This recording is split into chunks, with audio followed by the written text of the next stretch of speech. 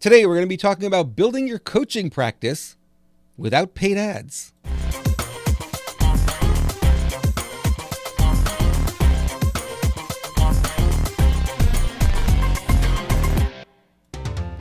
Welcome to another edition of Coach's Corner. This one's no funnels needed with my very special guest, Mark Mawhinney, and I cannot wait to hear what he's going to share with us. But before we get started, got a little gift for you. I know you like gifts. I'd like you to go to my website, robertimbriale.com/top 10, and download my latest ebook, The Top 10 Marketing Mistakes, and more importantly, how to avoid them. You can get that book for free, robertimbriale.com/top 10. Oh, I'm so excited today. We have an opportunity to speak with somebody who is become a friend over the past 6 months or a year or so, and it's been a lot of fun for me to participate in his group and share videos in the Coaching Jungle group that he runs. Mark Mawhinney is with us today, and I am excited to talk to you a little bit about him. Mark is a lifelong entrepreneur who helps coaches get more clients and get this without paid advertising. And I know that's a topic you want to hear more about, because I certainly do. He achieves this with his coaching programs, his podcast, Natural Born Coaches. You should subscribe. His Facebook group, The Coaching Jungle, almost 17,000 members, or maybe just a little bit more now, 17,000 members. And his exclusive hard copy newsletter, Secret Coach Club. I'll give you a little bit more too. He's been a speaker at events like Social Media Marketing World, frequently makes media appearances, and has contributed to publications like Entrepreneur.com. And you can learn more about Mark at mark.coach. And I love that domain. Mark, welcome. Hey, Robert. Thank you for having me on. So good to have you here. I'm mad at you though, because you have the bad habit of sharing videos from your home in California. I'm up in Canada with 10 feet of snow, and of course it's beautiful countryside and the sunny California. And I'm like, oh, Robert, you're killing us. Don't do this. We're gonna put a ban in the group that you can't post any videos from like January to April. Okay. You know what I'll do? I'll just go up against a wall so you can't tell what the weather's like here. Yes, that's right. Pick the worst possible day, then it's possible. Or if the temperature gets down into like the 50s, you're allowed to do it. But well, it's 62 and cloudy today, so you're not going to get any sunsets out of me today. I feel better now. Mark, it's a real pleasure to get to meet you finally. I know we've communicated back and forth with email, but this takes it to a whole new level. This is an opportunity to get to know you a little bit, find out more about your background, find out more about what you're doing. You are, to me, what I call a serial entrepreneur.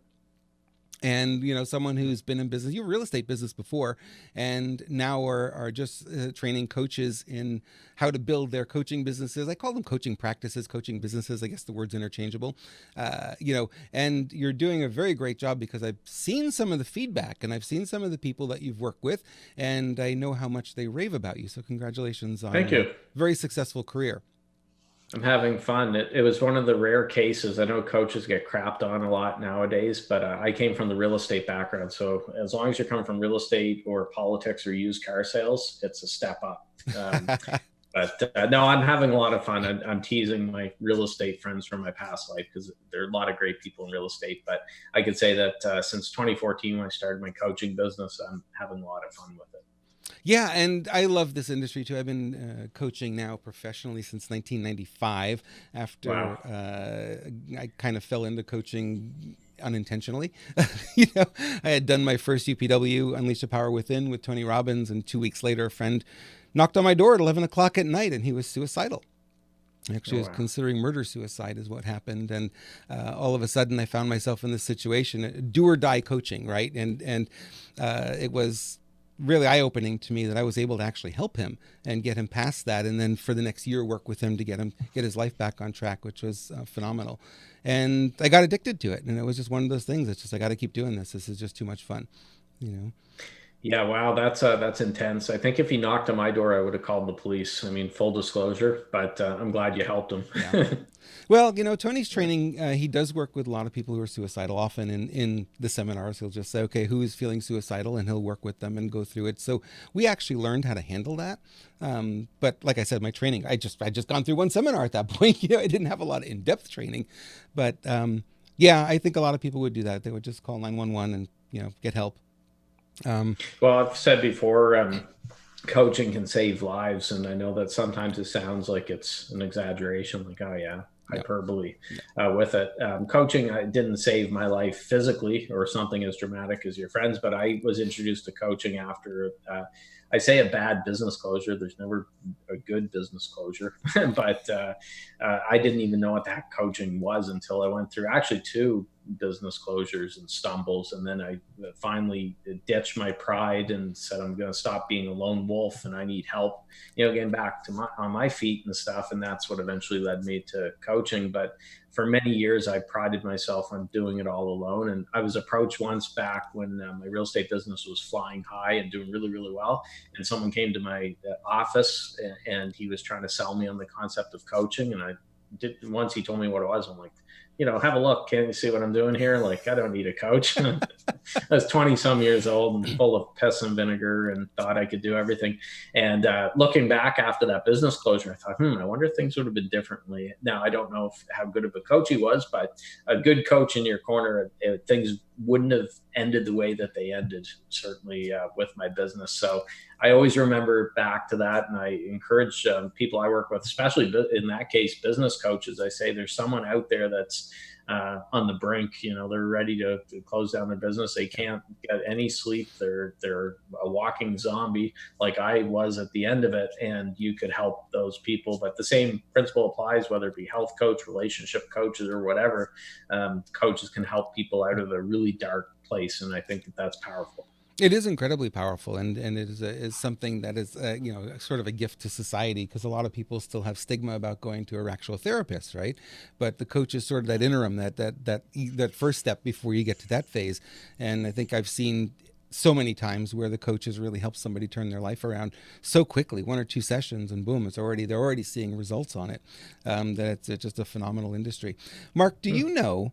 Being in Canada, do you know the meaning of the word entrepreneur? I know that it's a French word, ironically, because the French aren't known for, not to knock anyone from France, but they're more into the what do they say, joie de vivre? Joie de vivre, yes. You're from Quebec, I'm so from you Quebec. can say it better than me. Even though I'm in Canada's only bilingual province, New Brunswick, but my French isn't great. But the French, of course, are very much more into enjoying life and enjoying their wine and relaxing and stuff like that. But I believe it's a French word. But I would be curious any other insight that you could give besides me bashing the French. It is a French word. It comes from the verb entreprendre, which means to undertake. So it literally translates in English to undertaker. Wow. Right? And it makes sense, because if you think about what we do as entrepreneurs, we wear every hat. And nobody else can do it. We're the lone wolf. We want to do this. We're going to do this. We're going to do this. We're going to build our own websites. We're going to write our own copy. We're going to, on and on and on. And it just makes sense. And it's one of those things that is kind of a double-edged sword. It's like fantastic that we have all these skills, but it's hard to market us. We're sort of chronically unemployable, if you will, because we've got our hands in too many pots all the time. It's an interesting game that we play. Yes. Yeah. And actually, I just recorded an interview for my podcast earlier today with someone, and we were talking about the Pomodoro technique, the whole productivity thing where you work 25 minutes hard on something, then 5 minutes else, take a break, and then you're back at it. But what we were chatting about in that is the issue for entrepreneurs nowadays is you're getting pulled in every which direction. From everyone's telling you, you got to do this, you got to do that. And it plays head games with you. It's very hard to relax as an entrepreneur, to relax at night and just turn your business brain off. Yeah, and I think that when you look at that and you say, okay, so what role would a coach play in that? It's like, like when I started in 1995, I was also calling myself a business coach. I have a big background in marketing, trained from Dan Kennedy and Jay Abraham and you name it, all the big marketing guys. And what I found was 9 out of 10 business owners that I worked with didn't need a new marketing strategy. They really didn't. And it was one of these things. It's like, you think, well, come on, they're hiring me for marketing because they want to increase their sales and this and that. What they needed more often than not was an attitude adjustment. It's fascinating. What's they say, the BSOs, bright shiny objects, which Yes. I see in the coaching world a lot, is very dangerous, because it's tempting to ditch a strategy if it's not working well. But what I think with the big issue, Robert, is just as humans, coaches are humans and humans are impatient. So they'll do, let's say, Facebook Lives for a week or a couple weeks, and they don't get a client. So, oh, this is stupid. I'm going to try something else. Yeah. Or I see it all the time. I do daily emails to my list, and I've been doing them now for roughly 1,400 days straight. I haven't missed a day, but I'll have a client. I saw that. Very impressive. Congratulations on that. Yeah, thank you. Yeah. So I've convince coaches to do it, and they'll get back to me and say, Mark, it didn't work. You say daily emails work. I'm like, okay, tell me more. How long did you do it? Well, I tried it for 2 weeks and I didn't get any clients. And I had 6 people on my list, right? Yeah, that my mother, my aunt, my neighbor, my mailman, and someone else. Yeah.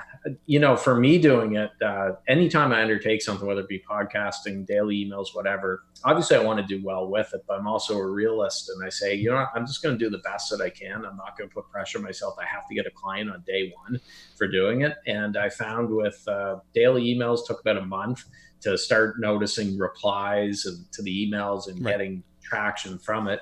With my podcast, I always tell this story that it took me 6 weeks to get a client from the podcast. And people say, well, gee, 6 weeks isn't bad, Mark. I say, yeah, but it was a daily show at the time. Wow. Natural Born Coaches. Now it's a weekly show. So at a daily show, that was roughly 42 shows, which is almost a year if I was at a weekly frequency back then. So people say, oh, gee, 6 weeks, I could do podcasts for 6 weeks. No, I had to do 42 episodes before I got one person from it. With it. So you have to be patient. You have to put the work in and water those seeds that you plant. Yeah, and I think you're right about that. I mean, we're sort of the blue pill society today, and instant gratification and Instagram, and everything's fake and everything's fast and everything's immediate. And, you'll post something on Facebook and you're looking for how many likes you're going to get and how quickly you got them, and if it doesn't happen, you go, I'm a failure. And you really have to get past that and stop looking, every hour, if you will, is post it up there, let it be. Figure out what your next one's going to be, let it be. And, after a while, people get to know you. And it's in that process, that seeding process, that you start to develop the customers. Yeah, there's one thing I found really helps, and I've made this mistake in past years where I call it playing too tight. And playing too tight is it's a hard thing sometimes to put into words, but it's when you're wound too tight, where you're just constantly checking, you're refreshing your social media and look at your email. Did I get a client? Did I get a client? Is this working? How's this going? How's this going? And that's not a good way to be. You have to do a bit of a Jedi mind trick on yourself. You put the work into it, but then at some point you have to step back and give it time to work its magic and not be so, I say, so anal about it with it and so paranoid. And it reminds me of the Toronto Blue Jays back in, 2015, I believe. They're playing the Texas Rangers. Make a long story short, it was the first year back to the playoffs since 1993 for a Canadian team. Had an amazing year. They couldn't be beaten at all. The second half of the year, I'd be surprised if they ever lost a game. They had David Price and all these people, and they're on a real roll. We're all clearing off our mantles for the World Series memorabilia. And then they got to that first, the series against the Texas Rangers, and oh my God, they looked like the Bad News Bears. They were just, when I was watching the national anthems, it was in Toronto, first playoff game on Canadian soil in 22 years. And you could just tell they were just tight. And I'm like, I just had a weird feeling about it. I'm like, gee, they don't look good. I don't know. And sure enough, the game was horrible. They're kicking balls all around and all that stuff. And they ended up losing the first couple games to the brink of elimination. What happened, though, was I suspect if I was in that clubhouse, as they probably said, nobody gave them a chance after they were about to get swept. And they probably thought, well, we're going to lose anyways, and we're going to be just on vacation, heading off, no more baseball. Let's just have fun. Like, nobody's expecting us to win. And they end up winning the rest of the games and defeating Texas. And I think that was because they relaxed. They took the bats out of their, where the sun doesn't shine. They just relaxed and played baseball and did very well. That was a whole Jose Bautista bat flip series, which had me screaming and shouting. You could probably heard me from all the way in California there. That's a great story, and it's really true. Yeah. I follow hockey a lot, and I see I always call it the momentum shift, right? Because hockey, the momentum shifts quite a few times during a game, and it always is when they're having fun, when they're not worried, they're not gripping their sticks too tight. The games tend to go in their favor, and you're saying it, and it's really true for the coaching business too. It's the same thing. It's like if you aren't so tight on all these posts that you're going to do, an article you're going to write, an email you're going to write, and you need, you got to get the money, got to get the money, got to get the client right away. You basically are chasing those clients away. They're not going to go with that. They really want the more positive, the fun, the lighter energy, and that's what they're attracted to. And they could pick up neediness. So if I didn't know you, Robert, you booked a call with me and I was all over you and like trying to sell you really hard, and like you would pick up on that. You'd be like, geez, Mark's must have a mortgage payment or a car payment coming up because he's so here are 2 tips for anyone watching which will help reduce your neediness. First of all, resist the temptation to answer messages or emails within 2 seconds, which a lot of coaches think, hey, I'm providing good customer service to clients or to prospects. They will be impressed. I get right back to them. In theory, that sounds good, but actually what it means, even if they don't realize it, subconsciously they're thinking, oh, Robert's not very busy. He got back to me in 1 second. He must not have much going on. So I'm not saying wait a week to get back to someone. You have to be on the ball. I always get back to my clients within that day. I don't make them wait a week, but I'm not answering within 10 seconds.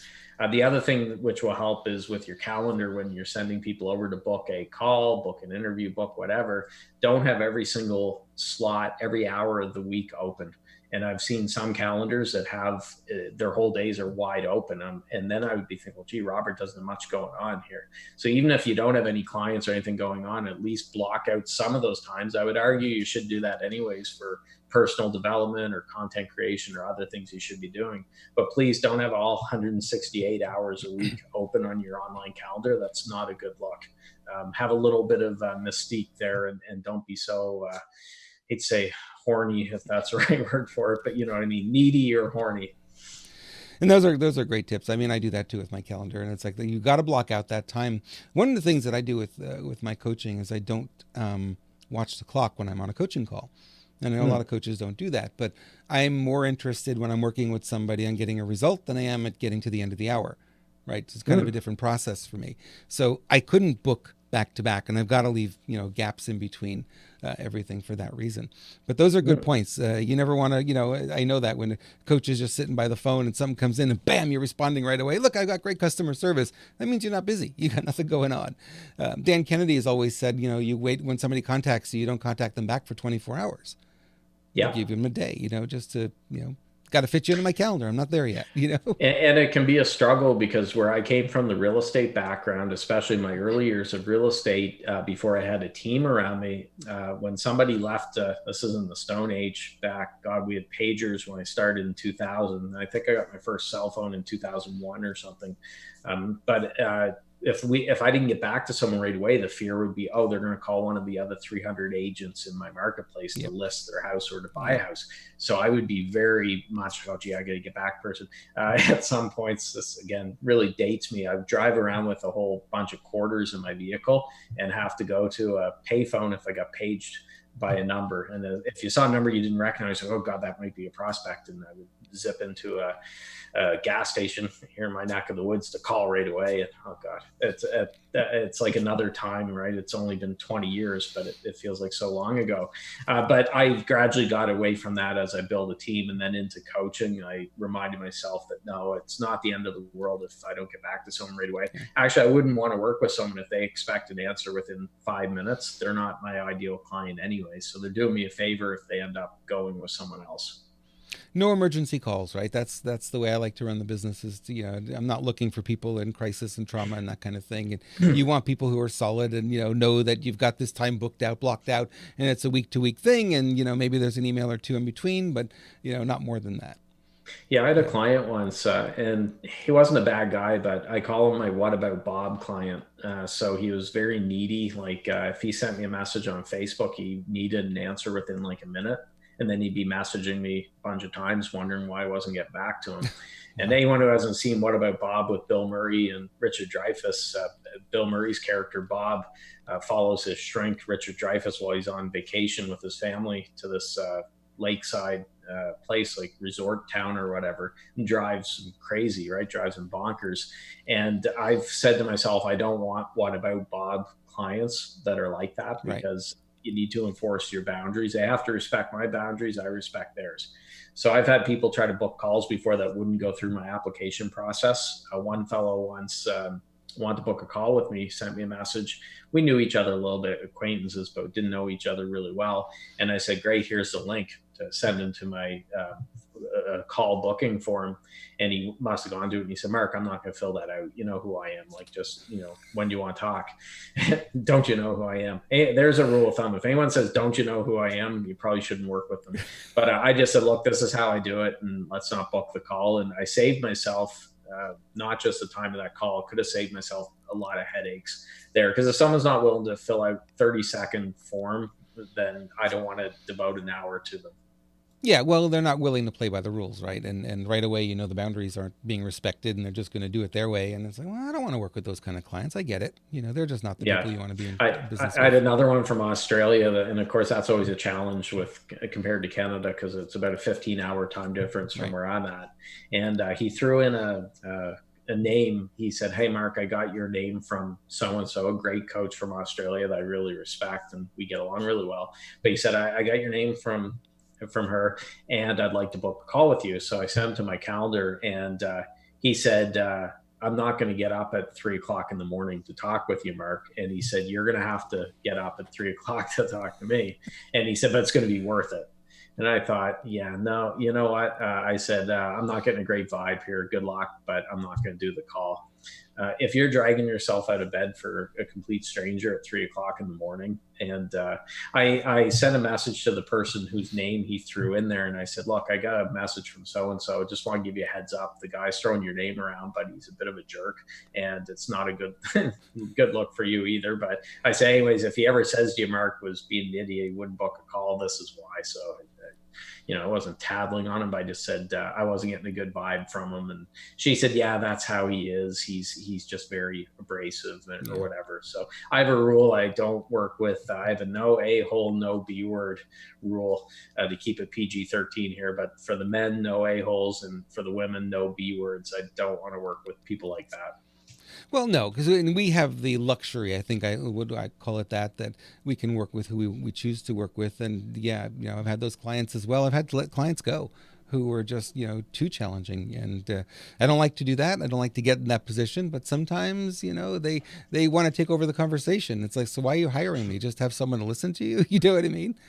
I can't help you that way, Yeah, I am not saying it's always going to be all sunshine, lollipops, and rainbows. I mean, but I don't want to look ahead to my day and think, oh God, I got a call with Robert. I can't stand Robert, and feel like just like canceling it or something like that. Like, I want to look forward to the calls coming up for the day. If not, why not just get a job that I'd be miserable at, right? I'm running my own business and working hard at it because I expect to have those perks, like working with people who I want to work with and setting my own schedule and stuff. So yeah, that comes down to knowing your worth and your value, and having the backbone to back it up. But the sooner you could do it as a coach, the better. If you're a new coach and you could get these kind of practices and boundaries in place, it'll make it much easier as you get busier down the road. Awesome. Let's talk a little bit about, a lot of coaches out there, are here today because they want to know how to build their business without funnels or ads. And I know you have tactics with podcasts and live streams and all kinds of things. Let's talk a little bit about some of the things you do or teach to bring new clients for your coaches. It's tricky to put into a short podcast interview, but one of the things I'm really big on is you're right. I know you're also saying this all the time, Robert. You don't need to do paid ads. Now, don't get me wrong. People do well with ads. If that's how you want to do it, knock your socks off, but you don't have to do that. And one of the things that I teach is to choose what I call 3 pillars. So basically, you're choosing 3 ways to get in front of your ideal client, and then you're consistently doing it. So my 3 pillars are podcasting. That's my show, Natural Born Coaches, but also going out on shows like we're doing now. So there's podcasting, there's Facebook, and especially the Facebook group, the Coaching Jungle. And then there's email marketing with my daily emails. So if I'm doing those 3 things, I know that I'm good. Now, I get business from elsewhere, but those are the big 3 for me. Your big 3 might be different. If someone hates the sound of their voice, okay, don't do podcasting. Or if they hate writing, they can do videos instead, YouTube or Facebook Live or something. Now, of course, before you choose your 3 pillars, you have to know who you're helping and how you're helping them, which sounds like common sense, but I ask a lot of coaches that and they can't answer that. So you have to be really clear on, okay, this is what I'm doing. This is the problem that I'm solving. Then you get into those three pillars to get your clients coming in. So there's a two-pronged approach there with both. It's a little bit of a challenge for those of us like me who were trained by the big guy, Tony Robbins, because we were trained to be able to help anybody at any time for any reason. And that's a good, bad thing. That's a good thing because you've got this great skill set to work with, but it's impossible to market. Right. Yes. So you can come to someone and say, you know what, Mark, whatever's going on with you, I have a solution. I can help you. And you go, okay. And you can't place that anywhere, But if I came to you and said, Mark, you have an issue with women, or you have an issue with money, or you have an issue with managing your health, or, whatever the issue is very specific. It's easier for you to put that in context and say, okay, yeah, I'd like to lose a little bit of weight this year, or I'd like to meet a new woman this year, or, whatever the goal might be. Then it's easier to walk that forward. It's really difficult for coaches to get their head around that, though.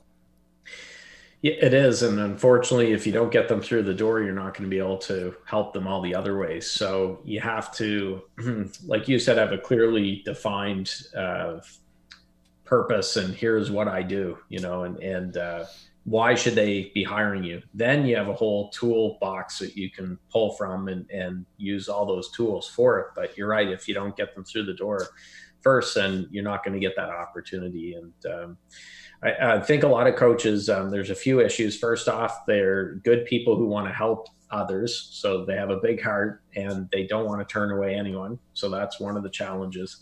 But also there's a fear of, why am I turning people away? Because I need money now and coming in, I need clients. Why am I positioned? It's, again, a bit of a Jedi mind trick, but if you can get your head wrapped around it, you'll actually have more clients to choose from if you're in a tighter. I know people are sick of hearing the word niche. It's a coaching drinking game. Every time you hear niche or niching or niche, take a shot, because it's said so many times in the run of a day. I say it the American way, by the way, where most of my clients are in the States. I'm a niche guy, not niche. Like my fellow snooty Canadians think they're better than everyone else. Niche, like it's so refined. I'm a niche guy.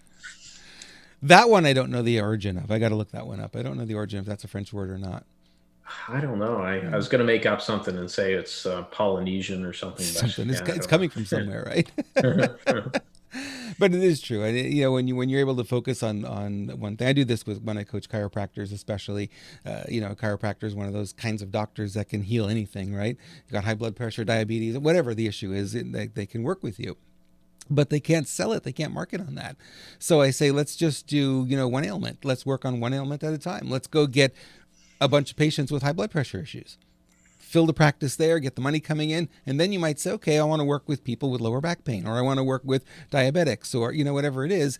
And they make that shift, and that's how they build sort of a practice so they're not seeing the same patient all day long. Yeah. Because they do get bored with that. One of the past guests on my show, he was on way back in 2015, I think. He's in the UK, but he was going to be a traditional business coach to help any business owner out there. And he decided, I'm only going to focus on dentists or dental practice owners. And he became known as that guy. The interesting thing is, as he got going, people saw how gangbusters he was going. All of a sudden, all these dental coaches started popping up.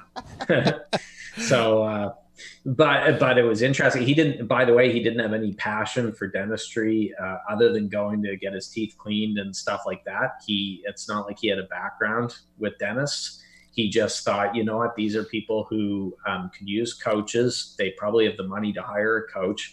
You can show the ROI, which always makes it easier, by the way. If you can show it for the business context, every dollar you invest in coaching with me is going to turn into $5 or $10. That's an easy sell. But on the health side of it, there's other compelling arguments. If you're helping someone lose 50 pounds and adding 5 years to their life, or allowing them to be around to walk their little girl down the aisle when she's getting married, then that's pretty powerful. Or if there's a couple that's been married for 20 years but are now sleeping in different bedrooms and want to rip each other's heads off, and they're getting divorced, if that's the direction it's going and you can save them from that, I think that's just as compelling or more compelling than the business argument. Because what was it said back when I was a kid? There was a bumper sticker that said, "Love is grand, divorce is 20 grand." Now with inflation and everything else, it should be love is grand, divorce is 200 grand or more, with it. But that's why when people say to me, well, you have to be a business type coach to make any money coaching. And I think, no, well, look right there, the divorce example, you could turn that into the business side of it. But I would think there are a lot of entrepreneurs that could lose a lot of money, and also the heartache and the family strife and everything from a divorce situation. You can help them avoid that. And that's a very, very powerful thing that you should be charging a lot for. Yeah, and then you're putting it into context and showing where it shows up, financially for them. You're basically selling money at a discount in that respect. And that's what I find. I've been coaching business owners for a long time as well, and it's never, just about the marketing. It's never just about a business strategy. It's never just about that. Oftentimes, it is something that's going on at home. It's something that's going on with their relationship, and you go there, and the first thing they're going to do is reject you. I don't want to talk about this, but that's the thing. That's where it is. That's the issue. We need to work on that. Once we work on that, the other stuff will start flowing, Yeah. So one of the craziest niches I've come across, which illustrates that you can make money coaching doing anything. She's a former exotic dancer that helps current exotic dancers make more money every night and eventually build an exit strategy out of that business. And her whole thing's strip and grow rich. So I think it's stripandgrowrich.com. I say Napoleon Hill's rolling around in his grave now with it, but she's apparently doing very well, and that's great. That's her background. She was an exotic dancer, and now she's helping other ones do it. I've heard of handstand coaches making 6 figures a month, and if you Google handstand coach, I wouldn't have believed that there are handstand coaches out there, but you will see when you Google it, there are people who help others learn how to do they teach them how to do handstands. We have someone in the coaching jungle who coaches men, and he uses medieval sword play as his way of helping men. So you don't have to be so broad that you appeal to every single person. It's ironically going to make it harder to get clients going that route. Yeah, and people think they think they're like Walmart. It's like we're going to be one size fits all. We're going to cover it all. But there's really only space for one Walmart. You know what I mean? It's like, and especially in the coaching world, you need to be niche. You need to be focused on what the outcomes are. And it also helps when you have a little bit of a track record, when you can go back and say, here, these are the people I've coached. These are the results they've achieved. They're happier. They're healthier. They're wealthier. Whatever it is, the story. And they'll be much more inclined to first of all book a call with you, but also sign up. And I find that, I don't know about you, you've probably felt this as well, when you show up as a coach in public. So you're showing up here on a podcast. This is easy. Anyone can do this. Mark, we're in California. You're in California with me, but you're not. I wish. Right? Because as soon as we hang up this call, you go back to your day and you're in your house and you didn't have to travel. You didn't have to, who knows? Maybe you're not even wearing pants. You don't even have to, right? And people don't realize the power of this today. I think we kind of take it for granted because it's like it's in our hands all the time. We have this camera, we can go live, we can record videos anywhere, anytime, for any reason. And so many people, I call it hiding behind their email, and they expect to be very popular and very successful, but you can't do that anymore in a social media world. Send your check or money order to PO box number whatever worked really great in the 80s and maybe into the 90s, but as soon as social media came out, doesn't work anymore. Yeah. Now people are asking, who's Mark? Who's Robert? How do we find out more about him? Well, go to my website, go to my Facebook page, go watch my videos, go to Mark's website, go watch his videos, find out all about us and what we do, right? Yeah, there's a great book I'm currently reading, and it's adapted from the classic Dale Carnegie book, How to Win Friends and Influence People, but it's How to Win Friends and Influence People in the Digital Age, I believe it's called.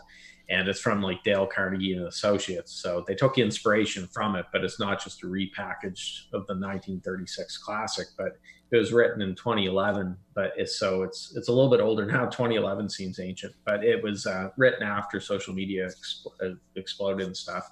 And I'd recommend people check out that book. And I think that would be a good book for any coach to read. But you're right, we're all connected. You don't have the luxury of just slapping up a website and then waiting for people to virtually beat down the door, because it's not going to happen like that. Right. And it doesn't matter how good of a coach you are. If I had to put my money on one of two coaches, the first coach is an incredible coach, is just the best coach in the world at whatever he or she does, but is a crappy marketer. And then, or option two is the average coach who's the excellent marketer.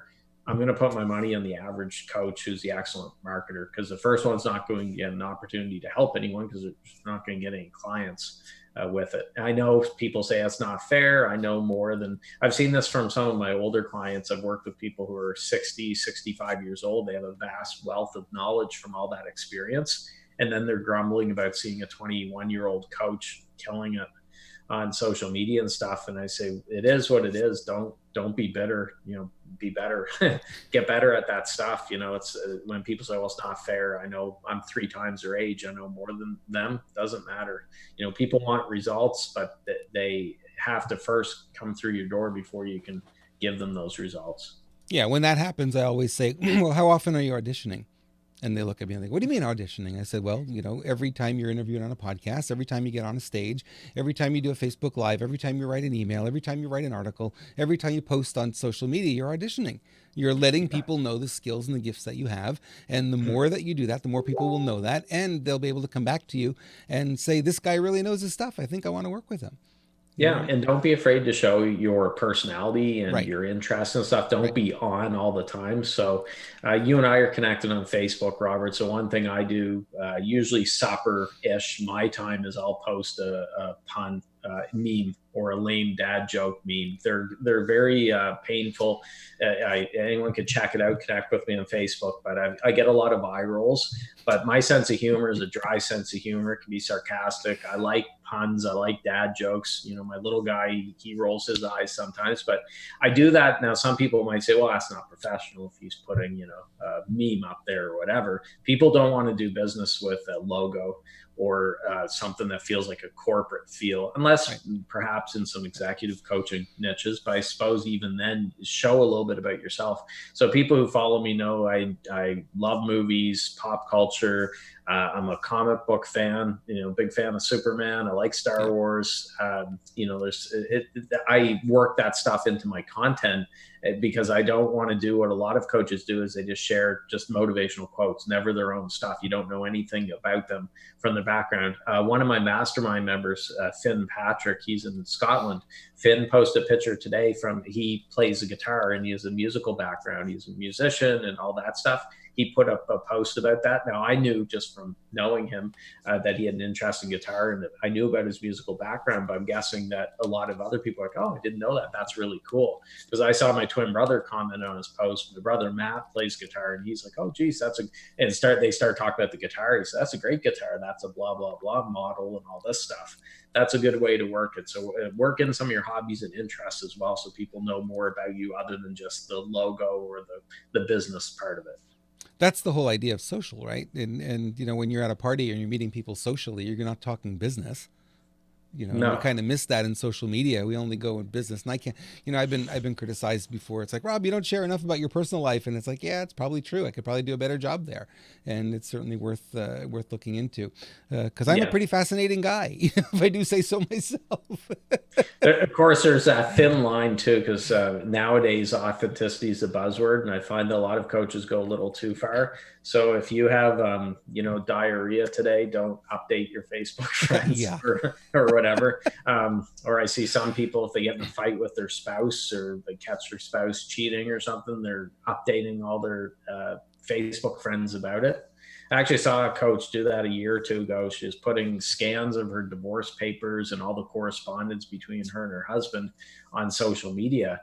And I think human nature that's interesting. All the people who rubberneck when they see an accident on the highway, but is that helping your business? Like, I wouldn't trust someone like that to hire them if they're going through a lot of personal turmoil like it. So just be mindful. It's good to share stuff from your personal life and things, but not if you're sleeping on the couch tonight because you cheated on your spouse or something like that. Exactly. We don't need to hear that either. Yeah, it's so funny because you'll start to see people do that, and if they're going to post their divorce papers online, if something goes on between you and that coach, guess what else is going to go online? That whole story is going to go there, and that's not going to be fun. No, exactly. I saw a coach once. She helped people, entrepreneurs hit 7 figures. She posted a screenshot of her bank account, and it was like $18.39. And she tried to turn it into a positive. She was trying to say, I'm going through a rough patch now, but I've made it from bounce back from worse. I don't know what worse would be if she had $15 in her account or something, but she tried to turn it into, I've been in tight spots before, and I'm going to make a comeback. And then after that, like, the next day she's putting an offer out there like, hey, here's my program. I'll help you do this, help you do that.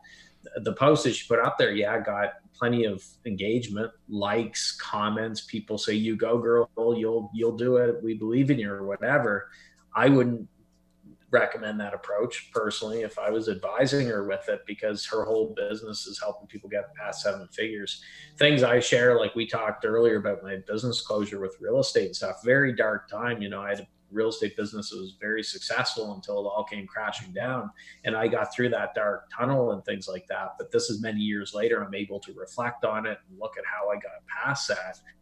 I wasn't live streaming my head in the toilet when I was sick to my stomach about my business closing and all this stuff back then. I had bigger fish to fry, at that time. So thank God for that, Mark. Thank God for that.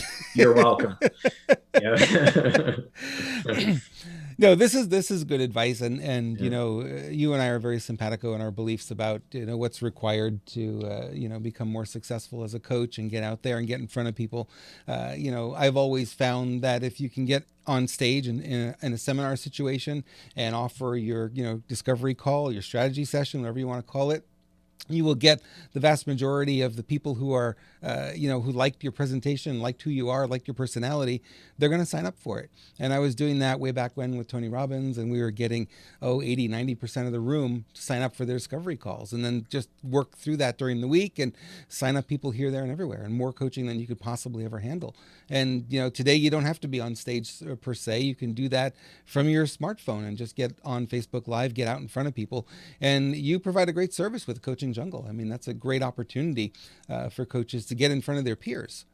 And I'm surprised more people don't do it. I'm surprised more people don't have videos on there.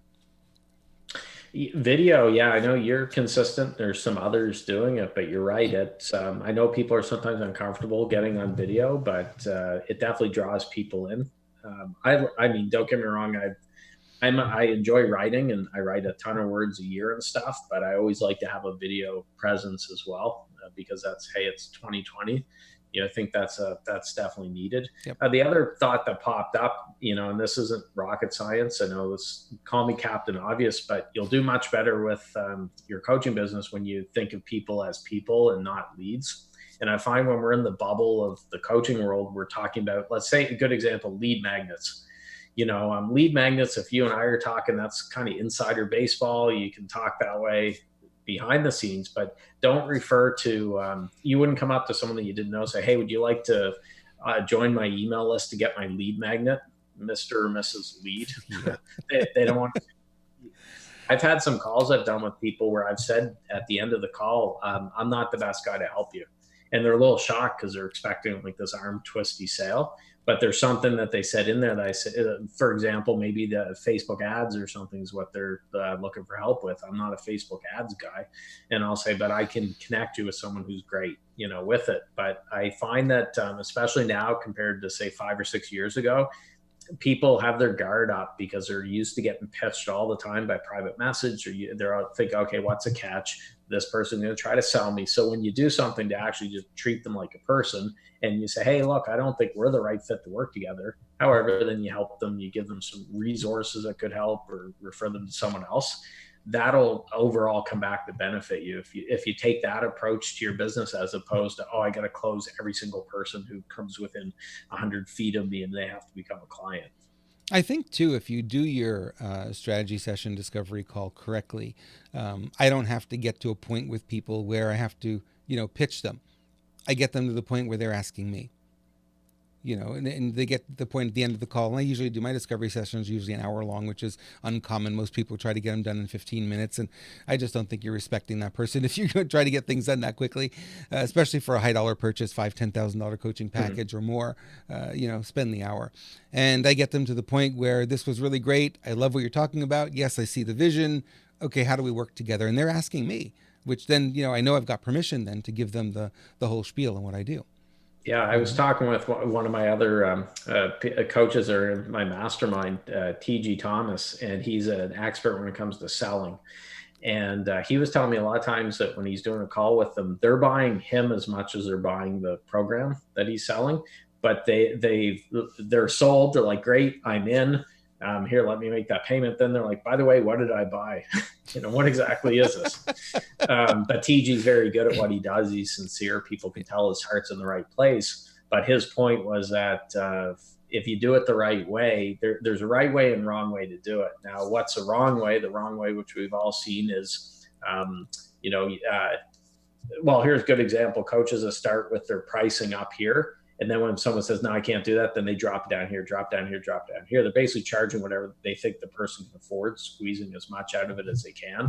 I had one client once who had a bad experience where I won't say who, you would know who this person was. His team was speaking with her and they tried to sell her this really high priced, high ticket program. And she said, I have to speak with my husband about it. And they said, well, why? Don't you wear the pants in the family? They're using that line. She said, well, any big purchases, we talk it over. Right. And they said, well, don't you have the cash now? She says, no, if we're going to put it on the credit card, I have to talk with him. They're like, well, why don't you put it on the credit card? Don't tell him, make a bunch of money. And then in 30 days, you'll have the credit card paid off and you'll have a whole pile of other money that you made from it. He'll be so happy with you that you did this. And she just said, I'm done, and they kept calling back. The person wouldn't let her go with that. Very, very sleazy. She probably felt like getting a shower when she got done doing it. And unfortunately, that's not that uncommon. As you know, Robert, from being in this world, there's a lot of that going on out there. And I just, I try to do differently. Even back in my real estate days, I was never a high pressure type guy. I always work to draw the right people to me because it's much easier to sell when you do that. Yeah, and what you're talking about there is beyond sleazy. I mean, why would you drive a spike between someone's marriage? I mean, why would you do that? That's just that doesn't make any sense at all. Just you want to make that sale? No, not going to do that. Well, the person that preaches it, and I don't know, maybe his team doesn't know. He doesn't know this team's doing that, but he preaches the opposite approach. So there's a disconnect there somewhere with it. I'm giving him the benefit of the doubt. Maybe he had a rogue salesperson that was just going for that quick sale and the commission. But I suspect that it probably wasn't the case with it. And she ended up enrolling in my group program. And the whole reason the story came out is she said, you know how I got connected with you? And this experience had just happened recently. And she said, with you, you were never like that with me. I've followed your stuff. We've chatted and things, and now I'm ready. Yep. So that's the thing. And when I hear people say I'm going to do drip marketing, I'm going to drip on my customers. I'm like, why would you want to drip on your customers? Don't you respect them? I hate that term so much, and it's just it doesn't show any respect. And I'm like, I can't take it. Don't talk to me about drip marketing. I don't want to talk about it. So I'm kind of in a weird place there with the middle too, because a lot of people talk about nurturing. I do think you should invite them, take the next step. Like each one of my daily emails has a URL or a call to action. Mm-hmm. So don't get me wrong. I believe that you have to sell to help. But I think there's a right way and a wrong way to sell. Exactly. And like you say, I think you get some sales reps sometimes that are just focused on the commission, and they'll say whatever they need to say to get to that credit card, and then they're done. They check out. They're on to the next person. And there's a lot of that in this industry. It's hard to find a sincere coach, and especially there's a lot of the companies that start to build teams around. It's harder for the coach who's running it to know what's happening on every single one of those phone calls. Yeah, there are coaches that were doing really well with that approach, say 5 years ago, and now I don't see them. And what I suspect happened, they were really good at getting the first sale, but they weren't good at getting repeat business, referrals, or whatever. Right. And they were probably getting a bunch of refund requests and stuff too after they did it. So people like that tend to work themselves out of the industry because it's even though there are a lot of coaches out there and stuff like that, the online space is surprisingly tight knit, what you hear. And if someone's out there selling like that, it gets around. It gets around.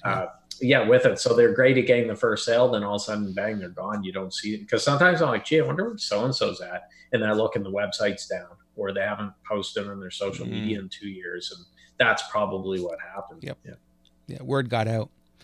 Mark, I'm having a lot of fun. I can go on for hours with you. We can keep talking and keep talking and keep talking. We're way beyond what we thought we would do today. So I want to thank you for being here. What do you have for our folks today? What would you like to plug here on the show before we end it?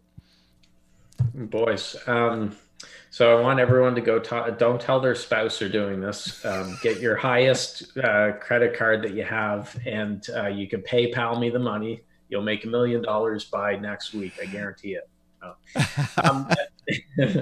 My big focus, which I've mentioned a few times here, is masterminds are a big part of what I'm doing this year. So I have a Coaching Jungle Mastermind, kind of the next step up from the Facebook group, because groups are great, but this gives me an opportunity to work directly with people, and they also get the help from the group. It's groups of 8, maximum 8 per group. So it's not 100 people, and they're going really well. So I'm filling those Coaching Jungle Masterminds with the right people. There's the asterisk.